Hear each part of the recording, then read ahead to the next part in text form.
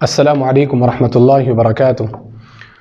الحمد للہ رب العالمین والصلاة والسلام علی سید الانبیاء والمرسلین نبینا محمد وعلی آلہ وصحبہ اجمعین ومن تبعہم بإحسان الی یوم الدین، اما بعد۔ محترم مشاہدین اور مشاہدات، کبیرہ گناہوں کے تعلق سے یہ جو دورہ منعقد کیا جا رہا ہے، اس دورے کا یہ دوسرا ایپیسوڈ ہے۔ پچھلے ایپیسوڈ میں ہم نے آپ کے سامنے کبیرہ گناہ کے تعلق سے کچھ چند باتیں پیش کی تھیں۔ کبیرہ گناہ اور صغیرہ گناہ کے درمیان فرق کیا ہے، اور اس کے بعد 4 کبیرہ گناہوں پر تفصیل کے ساتھ آپ سے بات ہوئی تھی۔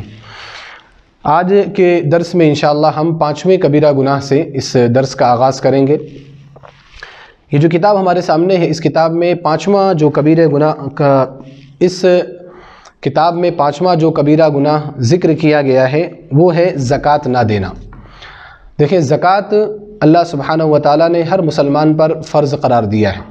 اللہ کے رسول صلی اللہ علیہ وسلم نے معاذ ابن جبل رضی اللہ تعالیٰ عنہ کو جب یمن بھیجا تھا دعوت و تبلیغ کے لیے اہل کتاب کے پاس، تو آپ علیہ السلام نے ان کو کہا تھا کہ آپ پہلے انہیں توحید کی طرف دعوت دیں۔ اگر توحید کو وہ مان لیتے ہیں تو آپ انہیں نماز کی تاکید کریں اور یہ بتائیں کہ اللہ سبحانہ و تعالیٰ نے ان کے اوپر 5 وقت کی نمازیں فرض کی ہیں، اور جب 5 وقت کی نمازوں کی فرضیت کے تعلق سے انہیں علم ہو جائے اور اس کو وہ قبول کر لیں، تو آپ انہیں بتائیں کہ اللہ سبحانہ و تعالیٰ نے ان کے اوپر زکوٰۃ فرض کی ہے، جو زکوٰۃ ان کے امیروں سے لی جائے گی اور غریبوں میں تقسیم کی جائے گی۔ چنانچہ حضرت معاذ بن جبل رضی اللہ تعالی عنہ نے اہل کتاب کے سامنے یہ باتیں رکھی۔ اس حدیث سے کیا پتہ چلتا ہے؟ اس حدیث سے پتہ یہ چلتا ہے کہ نماز کے بعد اہم جو چیز ہے، ایک مسلمان کے اوپر بڑی جو ذمہ داری ہے، وہ زکوٰۃ کی ادائیگی۔ اب اگر کوئی شخص زکوٰۃ ادا نہیں کرتا تو اس کا اسلام بھی مکمل نہیں ہے، اور وہ ایک بڑے کبیرہ گناہ کا مرتکب ہو رہا ہے۔ اللہ سبحانہ و تعالیٰ نے فرمایا زکوٰۃ نہ دینے والوں کے تعلق سے جو آیت یہاں پر ذکر کی گئی ہے، سورہ آل عمران کی آیت نمبر 180، اللہ تعالیٰ نے فرمایا وَلَا يَحْسَبَنَّ الَّذِينَ يَبْخَلُونَ بِمَا آتَاهُمُ اللَّهُ مِنْ فَضْلِهِ هُوَ خَيْرًا لَهُمْ بَلْ هُوَ شَرٌّ لَهُمْ سَيُطَوَّقُونَ مَا بَخِلُوا بِهِ يَوْمَ الْقِيَامَةِ، کہ اور جو لوگ اس میں بخل کرتے ہیں، جو کچھ اللہ نے انہیں اپنے فضل سے دے رکھا ہے، یعنی جو لوگ کنجوسی کرتے ہیں اپنے مال کو خرچ کرنے میں، وہ ہرگز یہ نہ سمجھیں کہ یہ ان کے حق میں کچھ اچھا ہے، نہیں، بلکہ ان کے حق میں بہت برا ہے۔ یعنی اگر کوئی شخص اپنے مال کو خرچ کرنا نہیں چاہتا، زکوٰۃ کی ادائیگی نہیں کرتا، صدقات نہیں نکالتا، بچا کر کے سیو کر کے رکھنے کی کوشش کرتا ہے، تو وہ یہ نہ سمجھے کہ بہت اچھا کام کر رہا ہے، اس نے بہت کچھ اپنے لیے بچا کر کے رکھا ہے، ایسا نہیں ہے۔ اللہ سبحانہ و تعالیٰ نے فرمایا کہ یہ ان کے لیے برا ہے، عن قریب انہیں قیامت کے دن طوق پہنایا جائے گا اس مال کا جس میں انہوں نے بخل کیا۔ اس کی برائی کبھی کبھار دنیا میں بھی ظاہر ہو جاتی ہے، اور اگر دنیا میں اس کی سزا انسان کو نہیں ملی تو آخرت میں ضرور بضرور اس کو سزا ملے گی، جو انسان کنجوسی کرتا ہے، اللہ سبحانہ و تعالیٰ کی راہ میں خرچ نہیں کرتا۔ لہذا اس آیت سے ہمیں پتہ چلتا ہے کہ اللہ سبحانہ و تعالیٰ نے وعید ذکر کی ہے ان لوگوں کے تعلق سے جو زکوٰۃ کی ادائیگی نہیں کرتے۔ اسی طرح سورہ توبہ کی وہ آیت ہے جو بڑی مشہور ہے، اللہ تعالیٰ نے فرمایا وَالَّذِينَ يَكْنِزُونَ الذَّهَبَ وَالْفِضَّةَ وَلَا يُنْفِقُونَهَا فِي سَبِيلِ اللَّهِ فَبَشِّرْهُم بِعَذَابٍ أَلِيمٍ، کہ جو لوگ سونے اور چاندی کو خزانہ بنا کر کے رکھنا چاہتے ہیں، سینت کر کے رکھنا چاہتے ہیں، محفوظ کر کے رکھنا چاہتے ہیں، وَلَا يُنْفِقُونَهَا فِي سَبِيلِ اللَّهِ، اور ان اموال کو اللہ کے راستے میں خرچ کرنا نہیں چاہتے، فَبَشِّرْهُم بِعَذَابٍ أَلِيمٍ، اے نبی صلی اللہ علیہ وسلم آپ انہیں دردناک عذاب کی خوشخبری دے دیجئے کہ اللہ سبحانہ و تعالیٰ انہیں دردناک عذاب دینے والا ہے۔ یوم یحمى علیہا فی نار جہنم، جب ان کے اموال کو، ان کی بچائے ہوئی پونجی کو، ان کی دولت کو گرم کیا جائے گا جہنم کی آگ میں، فَتُكْوَى بِهَا جِبَاهُهُمْ وَجُنُوبُهُمْ وَظُهُورُهُمْ، اور ان اموال سے ان کے پہلوؤں کو، ان کی پیٹھوں کو اور ان کی پیشانیوں کو داغا جائے گا، فَتُكْوَى بِهَا جِبَاهُهُمْ وَجُنُوبُهُمْ وَظُهُورُهُمْ، اور کہا جائے گا هَذَا مَا كَنَزْتُمْ لِأَنفُسِكُمْ، یہ وہ مال ہے جس مال کو تم بچا کر کے رکھا کرتے تھے، فذوقوا بما کنتم تکنزون، تو جو مال تم نے بچا کر کے رکھا تھا، اللہ کی راہ میں خرچ نہیں کیا تھا، زکوٰۃ کی ادائیگی نہیں کی تھی، تم اس مال کی سزا بھگتو اور اس مال کا عذاب چکھو۔ اللہ سبحانہ وتعالیٰ نے دیکھیں کتنی سخت وعید ان لوگوں کے تعلق سے ذکر کی ہے جو اللہ سبحانہ وتعالیٰ کی راہ میں کچھ خرچ نہیں کرتے۔ زکوٰۃ کی ادائیگی اسلام کے بنیادی ارکان میں سے ایک اہم رکن ہے۔ اگر کوئی شخص زکوٰۃ کی ادائیگی نہیں کرتا تو وہ دائرہ اسلام سے ہی خارج ہے، اس کا انکار کرتا ہے تو وہ دائرہ اسلام سے ہی خارج ہے۔ لیکن اگر کوئی شخص تساہل اور سستی میں زکوٰۃ کی ادائیگی نہیں کرتا تو وہ ایک بڑے کبیرہ گناہ کا ارتکاب کر رہا ہے۔ آج افسوس کی بات ہے کہ ہمارے معاشرے میں زکوٰۃ کا اجتماعی نظم و نسق نہ ہونے کی وجہ سے بہت سارے لوگ زکوٰۃ کی ادائیگی نہیں کرتے، یا زکوٰۃ کی ادائیگی تو کرتے ہیں لیکن ان کے مال میں جتنی زکوٰۃ بن رہی ہے مکمل اس مال کی ادائیگی وہ نہیں کرتے۔ وجہ کیا ہے؟ وجہ یہی ہے کہ ہمارے ہاں ایک اجتماعی نظام نہیں ہے اس کا۔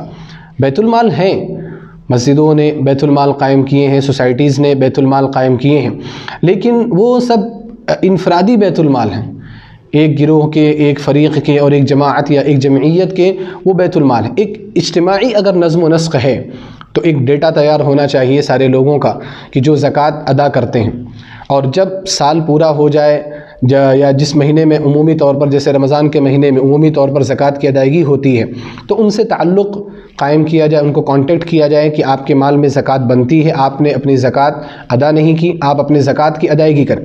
تو اگر ایک ایسا نظام رہے گا تو کوئی بھی شخص زکوٰۃ کی ادائیگی سے پیچھے نہیں ہٹے گا، بلکہ زبردستی اس سے زکوٰۃ لی جائے گی۔ حضرت ابوبکر رضی اللہ تعالی عنہ کے زمانے میں جو زکوٰۃ دینے والے جو تھے، جب ان لوگوں نے انکار کیا، حضرت ابوبکر رضی اللہ تعالی عنہ نے ان سے قتال کیا اور کہا کہ واللہ لو منعونی عقالا كانوا يؤدونه الى رسول اللہ صلی اللہ علیہ وسلم، کہ اللہ کی قسم اگر وہ لوگ ایک رسی جس کو وہ نبی صلی اللہ علیہ وسلم کے زمانے میں زکوٰۃ کے طور پر ادا کرتے تھے، اگر اس رسی کے دینے سے بھی انکار کریں گے تو لقاتلتهم على منعه، تو میں ان سے قتال کروں گا، میں ان سے لڑائی کروں گا۔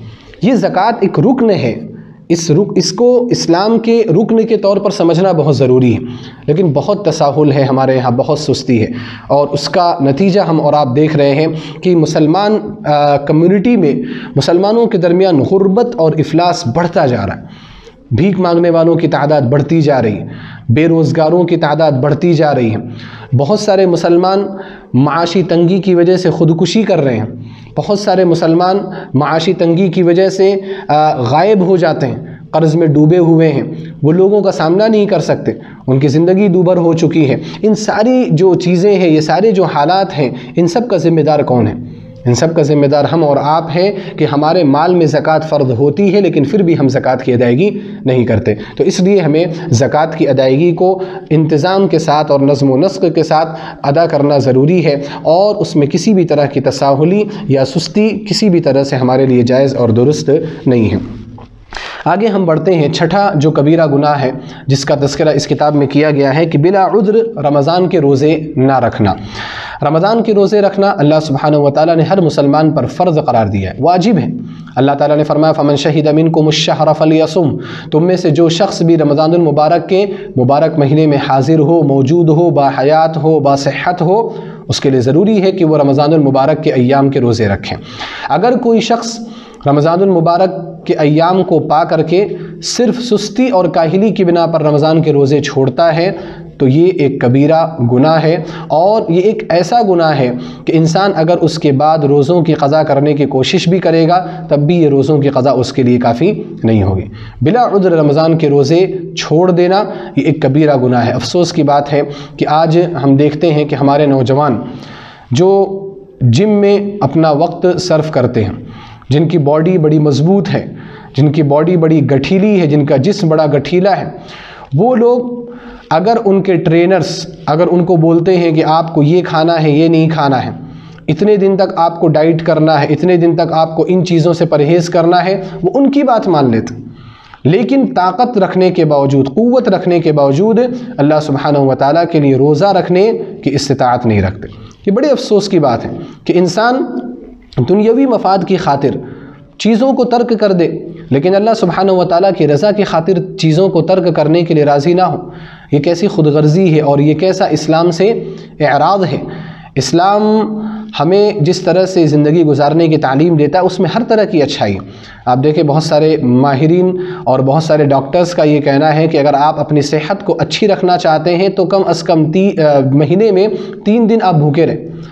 یہ وہ ڈاکٹرز بھی کہتے ہیں جو مسلمان ہیں اور وہ بھی کہتے ہیں جو غیر مسلمین۔ اللہ کے رسول صلی اللہ علیہ وسلم کی سنت ہے، دیکھیں ایام بیض کا روزہ رکھنا۔ اگر کوئی شخص ایام بیض کا روزہ رکھتا ہے تو مہینے میں وہ 3 دن اپنے آپ کو بھوکا رکھ رہا ہے۔ اور یہ جو بھوک ہے، یہ جو پیٹ کو آپ چیزوں سے، کھانوں سے، پینوں سے دور رکھتے ہیں آپ، یہ آپ کے اس زہر کو کم کرتا ہے، اس گندگی کو کم کرتا ہے جو جسم میں پیدا ہونے لگتی۔ تو یہ دنیاوی مفاد بھی ہے، دنیاوی فوائد بھی ہیں، لیکن انسان ڈاکٹروں کے کہنے کی وجہ سے، ٹرینرز کے کہنے کی وجہ سے ان چیزوں کو چھوڑتا ہے، لیکن اللہ سبحانہ و تعالیٰ کے کہنے کی وجہ سے نہیں چھوڑتا۔ اور یہ رمضان المبارک ایسا مہینہ آتا ہے جس میں ہر طرح کی خیر، ہر طرح کی برکت اور ہر طرح کے فوائد رہتے ہیں۔ اب ان ایام میں بھی اگر کوئی شخص روزہ نہیں رکھتا اور بغیر کسی عذر کے روزہ چھوڑتا ہے تو آپ اس کے گناہ کا اندازہ لگا سکتے ہیں۔ آپ دیکھیں یہاں پر جو حدیث ذکر کی گئی ہے کہ نبی کریم صلی اللہ علیہ وسلم کا ارشاد ہے کہ اسلام کی بنیاد 5 چیزوں پر رکھی گئی۔ بنی الاسلام علی 5، عبداللہ بن عمر رضی اللہ تعالیٰ عنہما کی جو روایت ہے صحیح بخاری اور صحیح مسلم میں، اور اس میں ایک چیز کیا ہے کہ رمضان المبارک کے روزے رکھنا۔ تو رمضان المبارک کے روزے رکھنا یہ اسلام کے بنیادی ارکان میں سے ایک رکن ہے، لہذا اس کو کسی بھی طرح سے چھوڑنا جائز نہیں ہے۔ بلکہ امام نسائی رحمہ اللہ نے اپنی کتاب السنن الکبریٰ میں، اور ابن حبان نے اپنی صحیح میں، اور امام حاکم نے اپنے مستدرک میں، اور امام بیہقی نے اپنی السنن الکبریٰ میں ایک روایت ذکر کی ہے جو بڑی سخت روایت ہے ان لوگوں کے تعلق سے جو رمضان المبارک کے روزے نہیں رکھتے۔ اللہ کے رسول صلی اللہ علیہ وسلم کو جہنمیوں کے چند مناظر دکھائے گئے۔ ابو امامہ رضی اللہ تعالیٰ عنہ راوی حدیث فرماتے ہیں کہ اللہ کے رسول صلی اللہ علیہ وسلم کو چند مناظر دکھائے گئے۔ آپ علیہ السلام نے فرمایا ثم انطلق بی، مجھے لے کر کے ایک جگہ پر پہنچایا گیا۔ فَإِذَا أَنَا بِقَوْمٍ مُعَلَّقِينَ بِعَرَاقِيبِهِمْ، آپ علیہ السلام فرماتے ہیں کہ میں جب اس جگہ پر گیا تو میں نے کچھ ایسے لوگوں کو دیکھا جن کو ان کی ہنسلی کی ہڈیوں سے لٹکایا گیا۔ یہ جو ہڈی ہوتی ہے اس کو ہنسلی کی ہڈی کہتے ہیں۔ یہاں پر آپ تصور کرو کہ کوئی ہک ڈالے اور اس پر آپ کو لٹکائے، کتنی تکلیف دہ چیز یہ ہوگی۔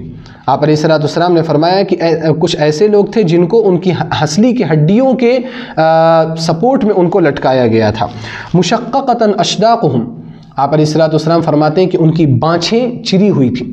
یہ بانچیں ہیں، منہ کے اطراف کا حصہ یعنی یہ کٹا ہوا تھا۔ تسیل اشداقہم دما، اور ان کی بانچھوں سے خون بہہ رہا تھا، یعنی اتنی بری کنڈیشن اور اتنی بری حالت میں یہ لوگ موجود تھے۔ اللہ کے رسول صلی اللہ علیہ وسلم فرماتے ہیں کہ میں نے کہا من ہؤلاء، یہ کون لوگ ہیں؟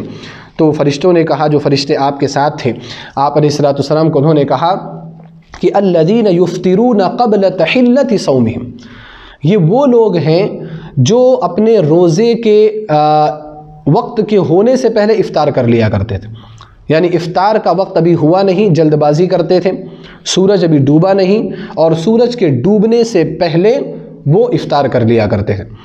اللہ اکبر! آپ اندازہ لگائیں کہ اگر یہ معاملہ ان لوگوں کا ہے جو پورے دن روزہ رکھ رہے ہیں لیکن ابھی سورج ڈوبا نہیں، اس کے 10 منٹ پہلے یا 15 منٹ پہلے وہ افطار کر لیتے ہیں، اگر یہ سزا ایسے لوگوں کی دی جا رہی ہے تو ان لوگوں کو کیا سزا دی جائے گی جو پورے دن ہی روزہ نہیں رکھتے، جو صبح سے شام تک کھا رہے ہیں، رمضان المبارک کے بابرکت مہینے میں اللہ سبحانہ و تعالیٰ کو ناراض کر رہے ہیں، اللہ سبحانہ و تعالیٰ کے غضب کو مول رہے ہیں، اس کی لعنت کو دعوت دے رہے ہیں، ان لوگوں کی کیا سزا ہوگی؟ اس حدیث سے ہم اندازہ لگا سکتے ہیں کہ بغیر کسی عذر کے رمضان کے روزے کو چھوڑنا کتنا بڑا کبیرہ گناہ ہے۔ افسوس کی بات ہے کہ آج کچھ ایسے بھی لوگ ہیں جو فتویٰ دیتے ہیں یا فتوے میں یہ کہہ کر کے نکل جاتے ہیں کہ مزدوروں کے لیے روزہ نہ رکھنے کی گنجائش ہے۔ یہ کون سا اسلام ہے؟ یہ کون سا دین ہے؟ یہ وہ اسلام تو نہیں ہے جو اللہ کے رسول صلی اللہ علیہ وسلم نے ہم سب کو عطا کیا۔ آپ علیہ السلام کے زمانے میں لوگ جس طرح سے محنت اور مشقت کیا کرتے تھے ہم اس کا اندازہ بھی نہیں لگا سکتے، ہم اس کا تصور بھی نہیں کر سکتے۔ سخت گرمی، مدینے کی گرمی آپ کبھی دیکھیں کہ مدینے کی گرمی 51 55 ڈگری سیلسیس یہاں تک گرمی پہنچتی ہے۔ اس گرمی کے موسم میں لوگ پورے کام اپنے جسم کے ساتھ کیا کرتے تھے، پانی لانا، پانی لانے کے ساتھ ساتھ کھانے کا انتظام کرنا یا کھیتی کرنا، کسانی کرنا، کھجوروں کی فصل میں محنت کرنا، یہ سب مزدور تھے. لیکن اللہ کے رسول صلی اللہ علیہ وسلم نے کبھی کسی کو نہیں کہا کہ آپ مزدور ہیں، آپ محنت کرتے ہیں، آپ کے لیے روزہ معاف ہے. آج کے لوگ کیسے اس طرح کی باتیں کرتے ہیں، اور ہمارے لوگوں کو کیا چاہیے؟ سہولت چاہیے. جہاں سے بھی سہولت ملی فوراً لینے کو تیار ہو جائیں گے. اسلام یہ نہیں ہے. اسلام قربانیوں کا نام ہے. اسلام نفسانی خواہشات کی قربانی کا نام ہے. اسلام مال کی قربانی کا نام ہے. اسلام وقت کی قربانی کا نام ہے. ایسے تھوڑی اسلام مل جائے گا. اسلام اتنا آسان بھی نہیں ہے. آسان ہے اگر آپ عمل کرنا چاہو تو، لیکن اتنا بھی آسان نہیں ہے جیسا کہ آج کے ہمارے لوگوں نے اس کو بنا لیا ہے. لہذا یاد رکھیں کہ بغیر کسی عذر کے رمضان کے روزے چھوڑ دینا یہ ایک کبیرہ گناہ ہے. اللہ سبحانہ وتعالیٰ کے ہاں اس کی سزا بڑی سخت ہے. ساتواں جو کبیرہ گناہ ہے ہمارے اس کتاب میں، استطاعت کے باوجود حج نہ کرنا. حج بھی اسلام کے ارکان میں سے ایک اہم رکن ہے. اللہ کے رسول صلی اللہ علیہ وسلم نے فرمایا والحج، کہ آپ کے اوپر حج کرنا فرض کیا گیا ہے. اللہ تعالیٰ نے فرمایا وَلِلَّهِ عَلَى النَّاسِ حِجُّ الْبَيْتِ مَنِ اسْتَطَاعَ إِلَيْهِ سَبِيلًا، اور اللہ سبحانہ وتعالیٰ کی رضا کی خاطر لوگوں کے اوپر حج کرنا جو حج کرنے کی طاقت رکھتے ہیں فرض کیا گیا. تو حج فرائض میں سے ہے، حج واجبات میں سے ہے. شرط کیا ہے کہ آپ استطاعت رکھتے ہو، آپ کے پاس نفقہ ہو، آپ کے پاس مال ہو، آپ کے پاس خرچ کرنے کی طاقت ہو. اگر آپ اس حالت کو پہنچ گئے، اس کنڈیشن کو پہنچ گئے تو آپ کے اوپر حج فرض ہے. اگر آپ صاحب ثروت ہونے کے باوجود، صاحب مال ہونے کے باوجود بھی اگر آپ حج نہیں کرتے، ٹال مٹول کرتے ہیں، تو آپ یہ سمجھیں کہ یہ بھی کیا ہے؟ ایک کبیرہ گناہ ہے. آج افسوس اس چیز میں بھی ہے، ہمارے معاشرے کی حالت کیا ہے کہ لوگ پیسے اکٹھا کرتے ہیں، لوگ مال جمع کرتے ہیں، لیکن مال کیوں جمع کرتے ہیں؟ دوسرے ممالک کی سیر و تفریح کرنے کے. کوئی امریکہ گھومنے کے لیے مال جمع کر رہا ہے، کوئی برطانیہ انگلینڈ جانے کے لیے مال جمع کر رہا ہے، کوئی نیوزی لینڈ گھومنے کے لیے جا رہا ہے، کوئی مالدیو گھومنے کے لیے جا رہا ہے، کوئی دبئی شاپنگ کرنے کے لیے جا رہا ہے. لیکن ایسے لوگوں کو اگر یہ کہا جائے کہ آپ عمرہ کرنے کے لیے چلے جاؤ، آپ حج کرنے کے لیے چلے جاؤ، تو پھر وہ مال کا رونا شروع کر دیتے ہیں کہ ہمارے پاس مال ہی نہیں ہے، ہمارے پاس پیسے ہی نہیں ہیں، ہمارے پاس سیونگ ہی نہیں ہے. شاپنگ کرنے کے لیے انسان دبئی چلا جا رہا ہے، لیکن حج کرنے کے لیے یا عمرہ کرنے کے لیے، ایک عبادت کرنے کے لیے وہ اللہ سبحانہ و تعالیٰ کے گھر کی زیارت کرنا پسند نہیں کرتا. بڑے افسوس کی بات ہے. حج کی استطاعت اگر ہے تو آپ کے اوپر فرض ہے کہ آپ اس کے لیے کوشش کرنا شروع کر دیں. ہمارے یہاں کے لوگ یہ سمجھتے ہیں کہ جب ہم 60 سال کے ہو جائیں گے، 70 سال کے ہو جائیں گے تب ہمارے اوپر حج فرض ہے. ایسا نہیں ہے، بلکہ آپ جب بھی صاحب ثروت ہو جائیں، من استطاع الیہ سبیلا، اللہ تعالیٰ نے فرمایا جب بھی آپ کے پاس طاقت ہو، جب بھی آپ کے پاس پیسے آ جائیں، آپ اپلائی کریں. سعودی گورنمنٹ سے آپ کو اجازت مل جاتی ہے حج کرنے کی، تو آپ حج کرنے کے لیے چلے جائیں.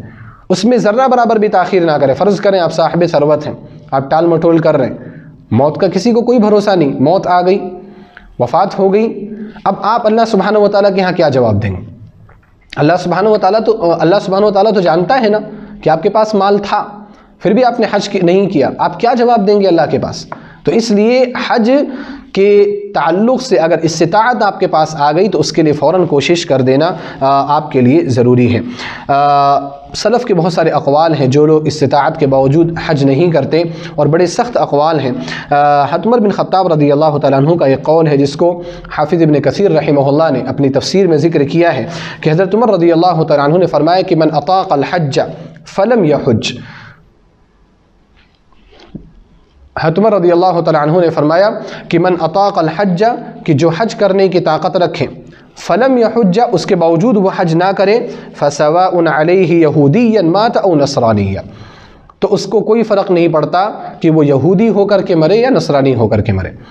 یعنی آپ دیکھیں کتنی بڑی بات ہے کہ اگر حج کرنے کی استطاعت ہے، حج فرض ہے، اس کے باوجود حج نہیں کرتا، تو ایسے شخص کی وفات یا تو یہودیت پر ہو رہی ہے یا تو نصرانیت پر ہو رہی. اسی طرح سے سنن سعید بن منصور میں حضرت عمر رضی اللہ تعالیٰ عنہ کا ایک قول ہے، آپ فرماتے ہیں کہ لقد حممت ان ابعث رجالا الى هذه الامصار، میں کبھی کبھار سوچتا ہوں کہ میں کچھ لوگوں کو شہروں کی طرف بھیجوں، فینظر کل من کان له جدۃ فلم یحج، تاکہ وہ لوگ دیکھیں اور ان لوگوں کی خبرگیری کریں کہ جن کے پاس استطاعت ہے اور وہ حج نہیں کرتے، فَيَضْرِبُوا عَلَيْهِمُ الْجِزْيَةَ، تو جو لوگ استطاعت کے باوجود حج نہیں کرتے ان کے اوپر ہم جزیہ نافذ کر دیں۔ آپ کو معلوم ہے جزیہ کن کے اوپر نافذ ہوتا ہے؟ کافروں کے اوپر جزیہ نافذ ہوتا ہے جو مسلمانوں کے ملک میں رہ رہے ہیں۔ حضرت عمر رضی اللہ تعالیٰ فرماتے ہیں کہ میں چاہتا ہوں کہ ایسے لوگوں کے اوپر جزیہ فرض کر دیا جائے، ما ہم بمسلمین، ما ہم بمسلمین۔ آپ نے 2 مرتبہ فرمایا کہ ایسے لوگ مسلمان ہی نہیں، حج کرنے کی استطاعت ہے پھر بھی حج نہیں کرتے، کیسا اسلام؟ اسلام سے کیا محبت ہے آپ کو؟ حج بنیادی ارکان میں سے ایک رکن ہے اسلام کے، جیسا کہ بار بار ذکر کیا جا رہا ہے۔ تو لہذا آپ دیکھیں کہ بغیر کسی عذر کے حج کو ترک کر دینا، حج کے لیے کوشش نہ کرنا، یہ بہت بڑا کبیرہ گناہ ہے، اس سے ہم سب کو اجتناب کرنا چاہیے۔ ہم جو کما رہے ہیں اپنے جو ضروری خرچ ہیں ان خرچ کو سائیڈ کر کے سب سے پہلی کوشش ہماری جو ہونی چاہیے کہ وہ ہم بیت اللہ کی زیارت کریں اور اللہ سبحانہ وتعالیٰ کو راضی کرنے کے لیے ہم حج کریں۔ 8واں جو کبیرہ گناہ ہے والدین کی نافرمانی۔ والدین ہمارے لیے بہت اہمیت رکھتے ہیں۔ اللہ سبحانہ وتعالیٰ اگر ہمارا خالق حقیقی ہے تو والدین ہمارے خالق مجازی ہیں۔ اس دنیا میں اگر ہم آئے ہیں تو ہم اللہ سبحانہ وتعالیٰ کی خلقت کے بعد اپنے والدین کی وجہ سے آئے۔ والدین سبب ہیں اس دنیا میں ہمارے آنے کے۔ ہم نے جو کچھ بھی کیا ہے، جو کچھ بھی کمایا ہے، جو کچھ بھی ہم بنے ہیں اپنے والدین کی وجہ سے بنے۔ تو لہذا والدین کا ہمارے اوپر سب سے بڑا حق ہے۔ اسی وجہ سے اللہ سبحانہ وتعالیٰ نے قرآن کریم کے کئی مقامات پر توحید کا ذکر کرنے اور شرک سے دور رہنے کے بعد والدین کے ساتھ حسن سلوک کرنے کا حکم دیا ہے۔ اللہ تعالیٰ نے فرمایا سورہ بنی اسرائیل میں وَقَضَىٰ رَبُّكَ أَلَّا تَعْبُدُوا إِلَّا إِيَّاهُ وَبِالْوَالِدَيْنِ إِحْسَانًا۔ آپ کے رب کا فیصلہ یہ ہے کہ صرف اور صرف اللہ تعالیٰ کی عبادت کرو اور والدین کے ساتھ حسن سلوک کرو۔ تو آپ دیکھیں کہ اللہ سبحانہ وتعالیٰ نے اپنی توحید اور اپنی عبادت کے ذکر کے بعد سب سے پہلا جو حکم دیا وَبِالْوَالِدَيْنِ إِحْسَانًا کہ والدین کے ساتھ آپ حسن سلوک کرو، اور اسی میں آگے چل کر کے ہے اللہ تعالیٰ نے فرمایا إِمَّا يَبْلُغَنَّ عِنْدَكَ الْكِبَرَ أَحَدُهُمَا أَوْ كِلَاهُمَا، اگر والدین میں سے دونوں یا والدین میں سے کوئی ایک آپ کے پاس ہوں اور وہ بڑھاپے کی عمر کو پہنچ گئے ہوں، کمزوری کی عمر کو پہنچ گئے ہوں، فَلَا تَقُلْ لَهُمَا اُف، تو ان کو آپ اپنی زبان سے اف بھی مت کہو، کیونکہ اس عمر میں آ کر کے ان سے ایسی چیزیں ہوں گی جو آپ کے لیے تکلیف دہ ہوں گی۔ ان کی خدمت کرنا اور ان کے جو ضروریات ہیں ان کی ضروریات کو پوری کرنا آپ کے لیے مشقت کی چیز ہوگی، لیکن فَلَا تَقُلْ لَهُمَا اُفٍ، اللہ سبحانہ وتعالیٰ کو پتہ ہے آپ ان کے لیے اف بھی مت کہو، ساری خدمت ان کی کرو۔ وَلَا تَنْهَرْهُمَا، اور ان کو کبھی بھی جھڑکنا نہیں، کبھی بھی ان کو مت ڈانٹو۔ وَقُلْ لَهُمَا قَوْلًا كَرِيمًا، اور جب بھی ان سے بات کرو اچھی بات کرو۔ وَاخْفِضْ لَهُمَا جَنَاحَ الذُّلِّ مِنَ الرَّحْمَةِ، اور ہمیشہ رحمت کے بازو ان کے لیے آپ جھکا کر کے رکھو، ہمیشہ ان کے ساتھ رحمت کا اور مودت کا، محبت کا سلوک کرو۔ وَقُلْ رَبِّ ارْحَمْهُمَا كَمَا رَبَّيَانِي صَغِيرًا، اور آپ ان کے لیے ہمیشہ یہ دعا کرو کہ اے رب تو ہمارے والدین پر ویسے ہی رحم فرما جیسا کہ بچپن میں انہوں نے ہماری تربیت کی ہے، ہمیں پال پوس کر کے بڑا کیا ہے۔ یہ جو والدین کا مقام ہے اتنا تفصیل کے ساتھ اللہ سبحانہ وتعالیٰ نے سورہ اسراء کی آیت نمبر 23 میں اور آیت نمبر 24 میں بیان کیا۔ ایک حدیث بھی ہے یہاں پر، آپ دیکھیں صحیح بخاری کی روایت ہے، نبی کریم صلی اللہ علیہ وسلم نے صحابہ کرام سے کہا کیا میں تم کو گناہ کبیرہ میں سب سے بڑے گناہ کو نہ بتاؤں؟ صحابہ کرام نے عرض کیا ضرور بتائیں اے اللہ کے رسول صلی اللہ علیہ وسلم۔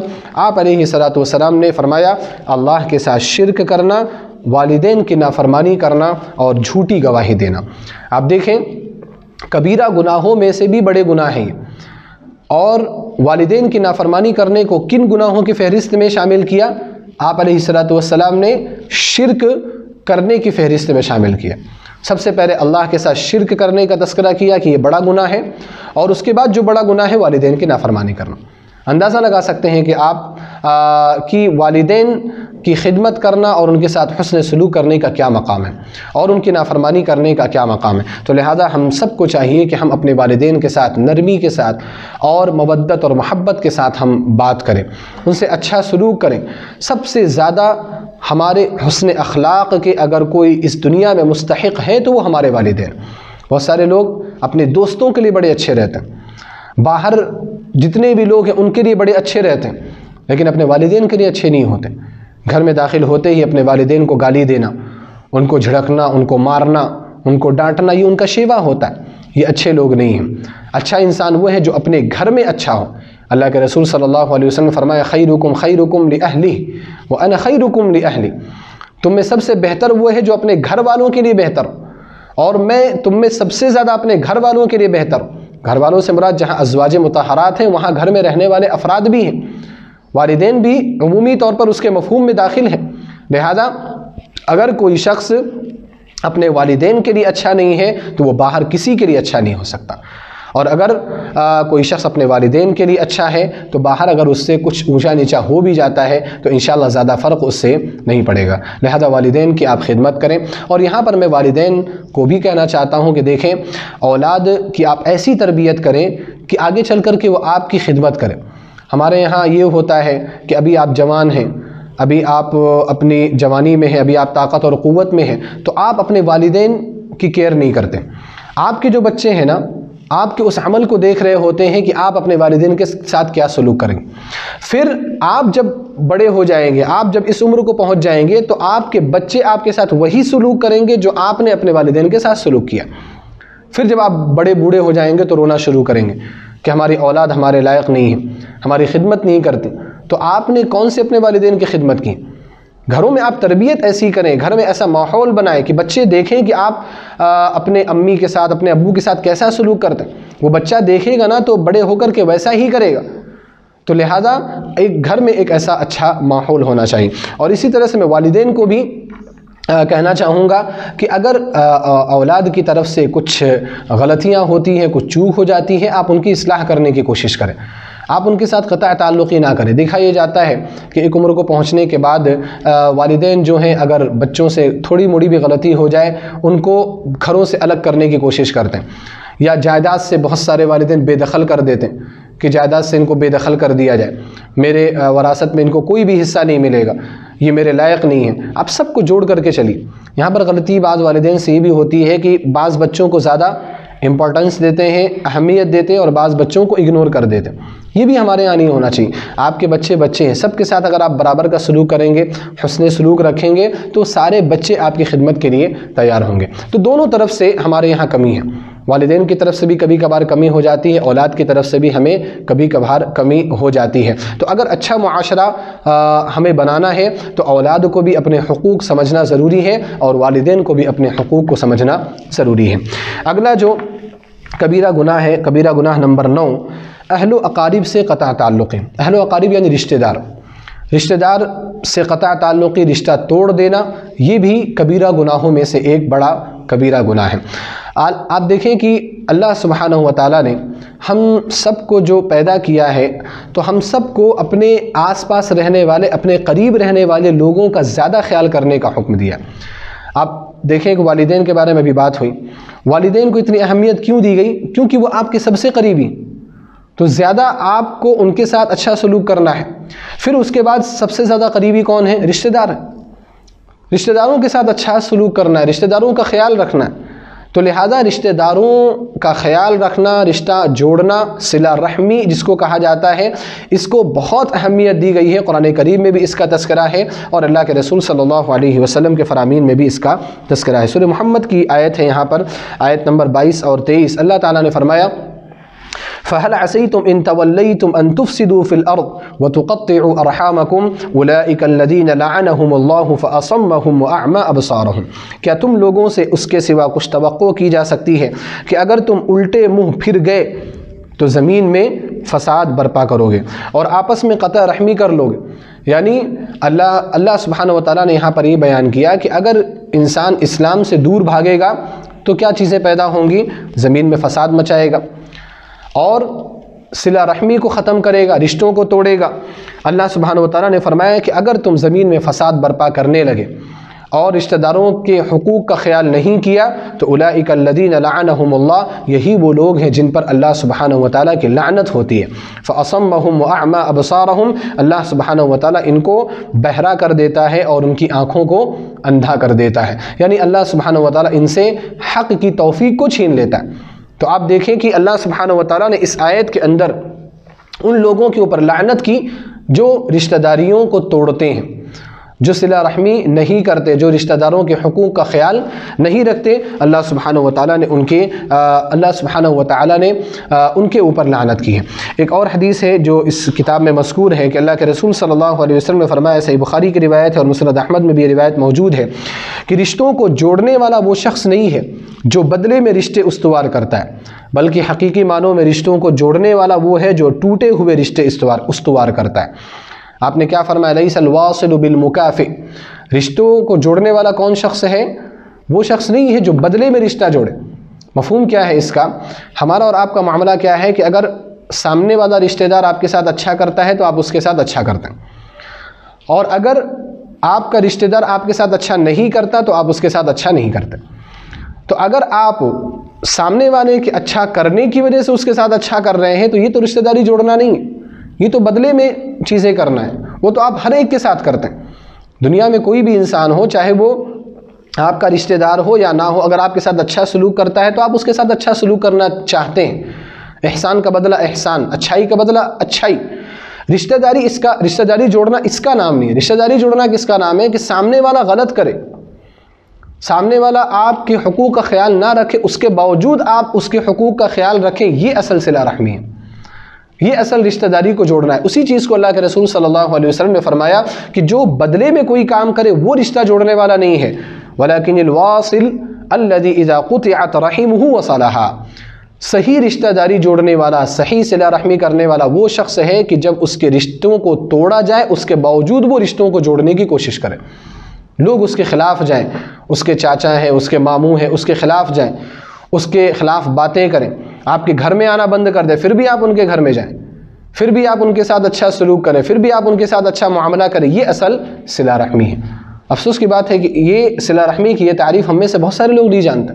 وہ کہتے ہیں کہ بھئی وہ ہمارے یہاں نہیں آتے، ہم ان کے ہاں کیوں جائیں، کبھی وہ یاد نہیں کرتے، کبھی انہوں نے ہم سے بات نہیں کی، ہم ان سے بات کیوں کریں۔ یہ چیز نہیں ہے۔ صلہ رحمی یہ ہے کہ سامنے والا آپ کا خیال رکھے یا نہ رکھے، آپ کو اس کا خیال رکھنا ضروری ہے۔ ایک اور حدیث ہے اسی ضمن کی جو مجھے یاد آ رہی ہے کہ اللہ کے رسول صلی اللہ علیہ وسلم کے پاس ایک صحابی آیا اور انہوں نے کہا کہ ان لی قرابۃ، کہ اللہ کے رسول صلی اللہ علیہ وسلم میرے کچھ رشتہ دار ہیں، اصلهم ويقطعوني، میں ان کے ساتھ رشتہ داری جوڑنے کی کوشش کرتا ہوں، وہ رشتہ داری توڑتے ہیں، میں ان کے ساتھ اچھا کرتا ہوں، وہ میرے ساتھ برا کرتے ہیں، میں ان کو اچھے جملے بولتا ہوں، وہ مجھے غلط جملوں سے نوازتے ہیں، تو اللہ کے رسول صلی اللہ علیہ وسلم ایسے رشتہ داروں کا میں کروں کیا؟ تو آپ علیہ السلام نے فرمایا لَإِن كُنْتَ كَمَا قُلْتَ فَكَأَنَّمَا تُصِفُّهُمُ الْمَلَّ، اگر تم ویسے ہی ہو جیسا کہ کہہ رہے ہو کہ ان کے رشتوں کو توڑنے کے باوجود تم رشتوں کو جوڑ رہے ہو، تو تم گویا کہ ان کے اوپر راکھ پھینک رہے ہو۔ راکھ پھینکنے کا مطلب کیا ہے؟ کہ آپ ان کو ذلیل کر رہے ہو، کہ وہ آپ کے ساتھ برا کر رہے ہیں، پھر بھی آپ ان کے ساتھ اچھا کر رہے ہو، نہیں، ان کے لیے ذلت ہے، وہ کبھی نہ کبھی سوچیں گے اس کے بارے میں۔ مثال کے طور پر آپ اس کو ایک مثال سے سمجھیں کہ آپ کہیں باہر گئے، گاڑی چلا رہے ہیں، کچھ اونچا نیچا ہو گیا، کسی نے آپ کو گالی دے دی، آپ نے پلٹ کر کے اس کو اچھے جملے کہے، بھائی سوری، میں معافی چاہتا ہوں، آپ نے اس کو دعا بھی دی، اللہ آپ کو جزائے خیر دے اگر مسلمان ہے تو، وہ اس نے گالی دی اور آپ اس کے ساتھ اچھا سلوک کریں گے، وہ ذلت محسوس کرے گا کہ نہیں محسوس کرے گا؟ یہی وہ جملے کا مطلب ہے جو آپ علیہ السلام نے فرمایا کہ آپ ان کے اوپر راکھ پھینک رہے ہو۔ اس کے بعد آپ علیہ السلام نے فرمایا وَلَا يَزَالُ مَعَكَ مِنَ اللَّهِ ظَهِيرٌ مَا دُمْتَ عَلَى ذَلِكَ، اور جب تک تم یہ عمل انجام دیتے رہو گے، اللہ سبحانہ وتعالیٰ کی جانب سے فرشتہ تمہاری مدد کرتا رہے گا۔ بڑی فضیلت ہے کہ رشتہ دار اگر رشتوں کو توڑیں پھر بھی آپ ان کے ساتھ رشتوں کو جوڑیں تو اللہ سبحانہ وتعالیٰ کی جانب سے فرشتے آپ کی مدد کے لیے آتے ہیں۔ لیکن ایسے ہی تساہلی میں رشتوں کو توڑنا یہ کبیرہ گناہ ہے، یہ ہمارے لیے کسی بھی طرح سے درست نہیں ہے۔ 10واں جو کبیرہ گناہ ہے جس کا تذکرہ یہاں پر ہے وہ ہے زناکاری۔ اللہ سبحانہ وتعالیٰ نے ہمارے عزت کی حفاظت کی ہے، ہماری عفت کی حفاظت کی ہے۔ اللہ سبحانہ وتعالیٰ نے ہمارے جسم کے اندر سیکشول ڈیزائرز، نفسانی خواہشات کو پیدا کی ہیں، لیکن اللہ سبحانہ وتعالیٰ نے ان خواہشات کو مکمل کرنے کا ایک حلال طریقہ بتایا ہے، ایک صحیح طریقہ بتایا ہے جس سے ایک پاکیزہ معاشرہ جنم لیتا ہے، ایک بہترین سوسائٹی پیدا ہوتی ہے، اور وہ ہے نکاح کا طریقہ۔ اب اگر کوئی شخص نکاح کرتا ہے اس کی بڑی فضیلت ہے۔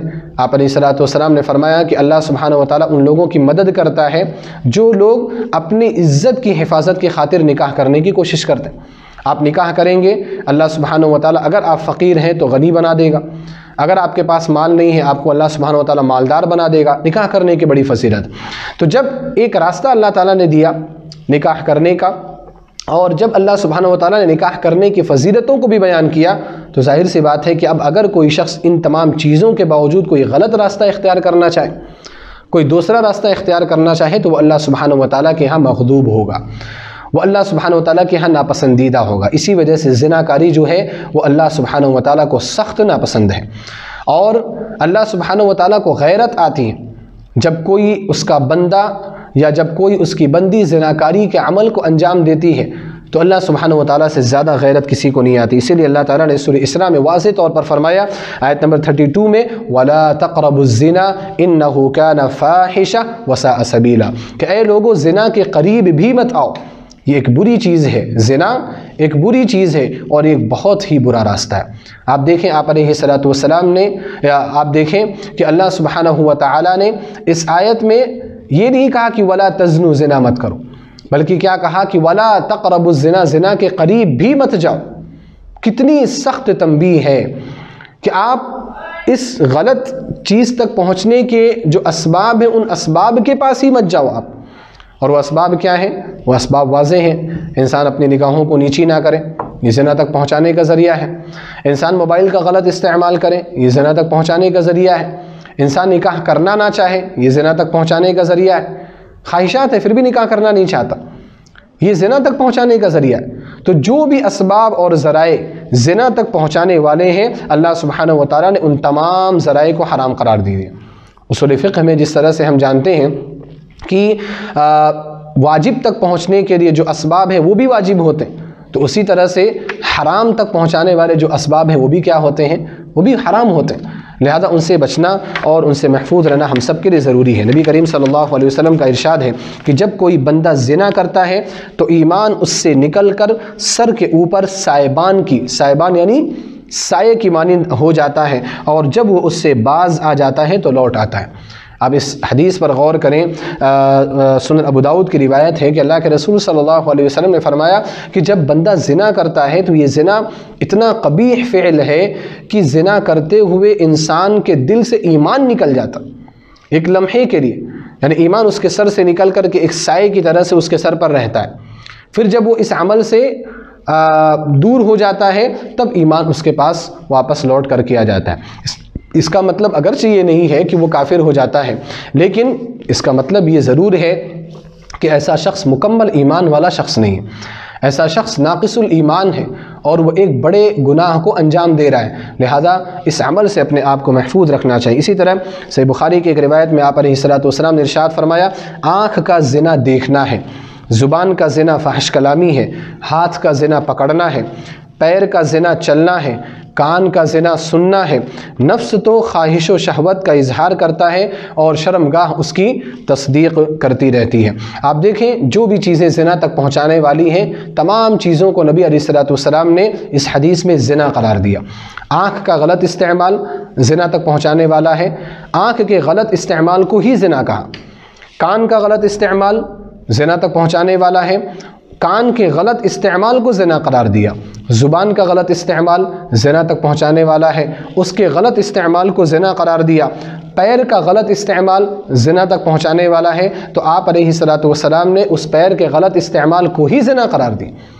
تو آپ دیکھیں میں نے جو ذکر کیا کہ جو اسباب ہیں جو زنا تک پہنچانے والے، وہ ساری چیزیں ایسی ہیں جن سے ہم سب کو دور رہنا چاہیے۔ تو لہذا ہمیں چاہیے کہ ہم اس زنا والے عمل سے اپنے آپ کو محفوظ رکھیں۔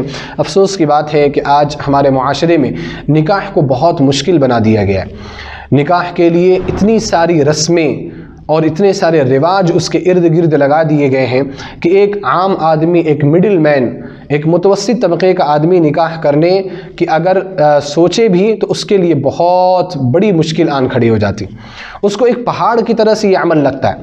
اسی وجہ سے علماء کرام بار بار یہ چیزیں آپ کے سامنے بیان کرتے ہیں کہ دیکھو نکاح کو آسان کرو، نکاح کو آسان کرو گے تو زیادہ مشکل ہوگا۔ آج بہت سارے بہانے بنائے جاتے ہیں نکاح نہ کرنے، لیکن میں کہوں حقیقت ہے، لیکن بات کڑوی ہے لیکن حقیقت ہے کہ جو لوگ آج نکاح نہیں کرتے، 30 سال 35 سال کی عمر ہو گئی، بولتے ہیں ابھی نکاح کرنے کی عمر نہیں ہے، ان کے غلط تعلقات رہتے ہیں۔ بھئی آپ نکاح کس کو سمجھتے ہیں؟ نکاح اسی کا تو نام ہے نا کہ آپ کی جو خواہشات ہیں وہ خواہشات کو آپ پوری کریں. آپ وہ خواہشات پوری کر رہے ہیں غلط طریقے سے، لیکن نکاح کرنے کی بات کی جا رہی تو آپ نکاح کرنا نہیں چاہتا. تو اس لیے نکاح کو آسان بناؤ. اللہ کے رسول صلی اللہ علیہ وسلم نے جو اتنا پاکیزہ معاشرہ قائم کیا تھا، کیسے قائم ہوا تھا وہ پاکیزہ معاشرہ؟ وہ انہی اصولوں پر، انہی بنیادوں پر قائم ہوا تھا. آپ علیہ الصلوۃ والسلام نے نکاح کو بالکل آسان بنا دیا تھا. مجلس میں بیٹھے بیٹھے نکاح ہو جاتا. ایک خاتون آئیں، صحیح بخاری کی روایت ہے، انہوں نے آپ علیہ الصلوۃ والسلام کے لیے اپنے آپ کو ہبہ کیا کہ میں آپ کو اپنے آپ کو گفٹ دینا چاہتی ہوں. نبی علیہ الصلوۃ والسلام ان سے نکاح کرنا نہیں چاہتے تھے. تو ایک صحابی وہاں پر بیٹھے ہوئے تھے، انہوں نے کہا اللہ کے رسول صلی اللہ علیہ وسلم اگر آپ ان سے نکاح کرنا نہیں چاہتے تو آپ میرا نکاح ان سے کرا دیجیے.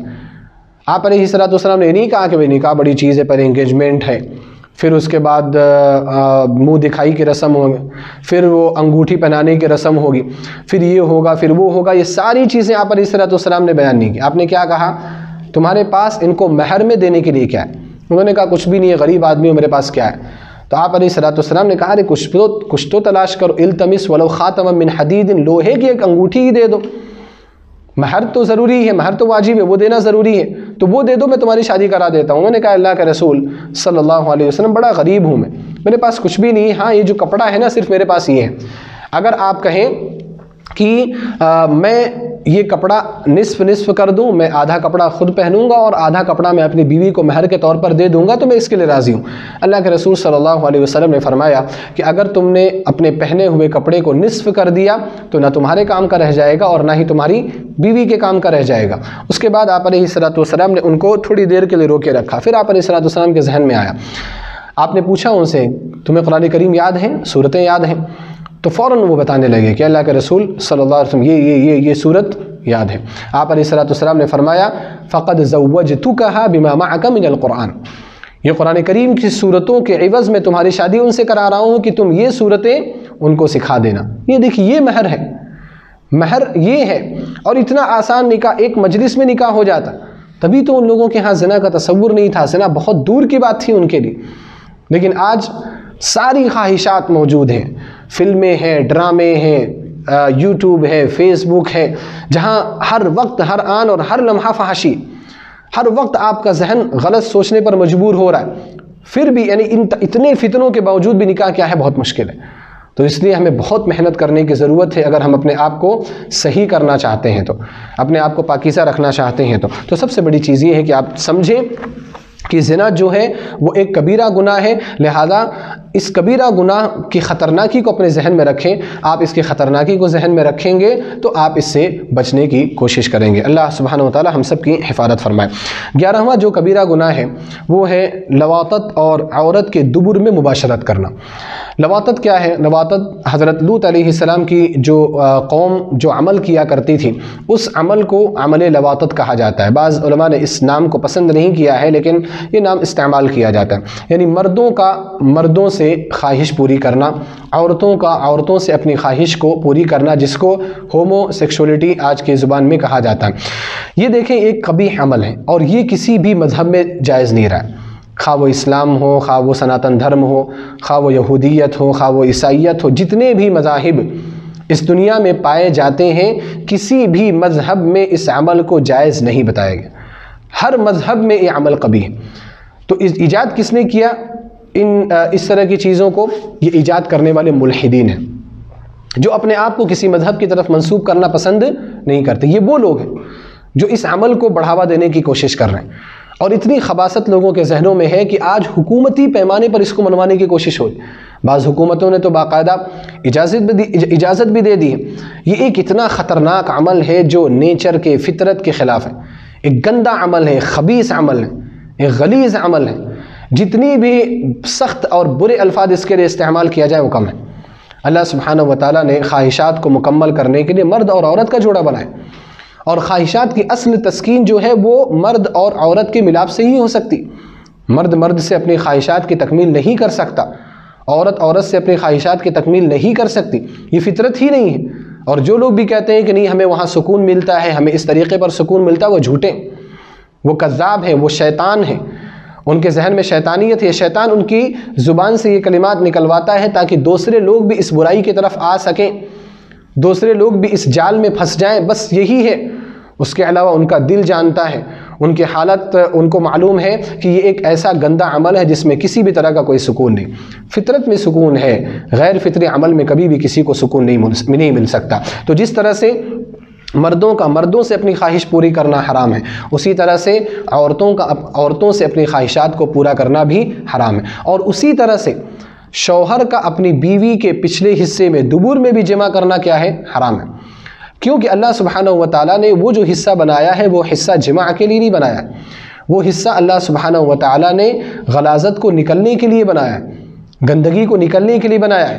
اللہ سبحانہ و تعالیٰ نے عورت کے لیے اگلا حصہ دیا ہے کہ وہاں پر انسان جمع کر کے اپنی روح کو تسکین دے سکتا ہے، اپنی خواہشات کو تسکین دے سکتا ہے، اور وہاں سے اولاد اور ذریت کو بھی آگے بڑھا سکتا ہے۔ یہ ایک فطرت والا عمل ہے، تو اس لیے یہ ایک قبیح گناہ ہے، ایک کبیرہ گناہ ہے لواطت کرنا یا عورت کے دبر میں مباشرت کرنا۔ امام ترمذی رحمہ اللہ نے سنن میں ایک روایت بیان کی ہے، اللہ کے رسول صلی اللہ علیہ وسلم نے ارشاد فرمایا کہ اللہ تعالیٰ اس شخص کو نہیں دیکھے گا جو کسی مرد سے صحبت کرے یا عورت کے دبر میں مباشرت کرے، یعنی جو مرد کے ساتھ غلط کام کرتا ہے یا جو شوہر اپنی عورت کے ساتھ پچھلے حصے میں جمع کرتا ہے، اللہ سبحانہ و تعالیٰ اس کو نہیں دیکھے گا۔ اس سے پتہ چلتا ہے کہ یہ انتہائی قبیح کبیرہ گناہ ہے۔ قوم لوط کے اوپر تو اللہ سبحانہ و تعالیٰ نے سخت عذاب نازل کیا، فجعلنا عالیہا سافلہا، کہ ہم نے ان کی بستی کو پلٹ دیا، وامطرنا علیہا حجارۃ من سجیل منضود، اور ہم نے ان کے اوپر پتھروں کی بارش برسا دی۔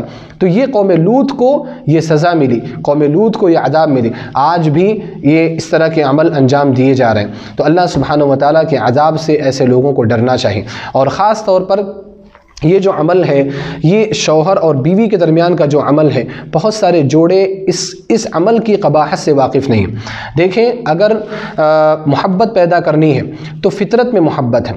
اگر مرد اپنی بیوی سے اس طریقے سے جمع کرتا ہے جو فطری طریقہ ہے، تو وہاں ان کی محبت باقی رہے گی، وہاں ان کا تعلق باقی رہے گا۔ لیکن اگر مرد عورت کے ساتھ غیر فطری راستے سے جمع کرتا ہے تو یہ چیزیں ان کے درمیان دوری پیدا کرنے والی چیزیں ہوں، اور اس کا مشاہدہ بھی ہے، اس کا تجربہ بھی ہے لوگوں کو۔ جو حالات آتے ہیں، جو واقعات آتے ہیں ہم لوگوں کے سامنے، اس سے یہ بات بخوبی عیاں ہو جاتی ہے کہ شوہر اور بیوی کے رشتے میں جو کھٹاس پیدا ہوتی ہے، اس کے جہاں بہت سارے اسباب ہیں، وہاں ایک سبب یہ ہے کہ وہ حرام چیزوں کو اپنے درمیان داخل کر لیتے ہیں، حرام طریقوں کو اپنے درمیان داخل کر لیتے ہیں۔ حرام طریقے داخل کریں گے، دلی طور پر نفرت پیدا ہوگی، فطرت کے خلاف جائیں گے نا، تو دل کے اندر نفرت پیدا ہوگی، اور جب یہ نفرت پیدا ہوگی تو پھر رشتے برقرار نہیں رہیں گے، رشتے ٹوٹ جائیں گے۔ لہذا مردوں کا مردوں سے اپنی خواہش پوری کرنا، عورتوں کا عورتوں سے اپنی خواہش پوری کرنا، یا مرد کا عورت کے دبر یعنی پچھلے حصے میں جمع کر کے خواہش پوری کرنا، یہ ساری چیزیں قبیح ہیں، کبیرہ گناہ ہیں، ان سے ہم سب کو محفوظ رہنا چاہیے۔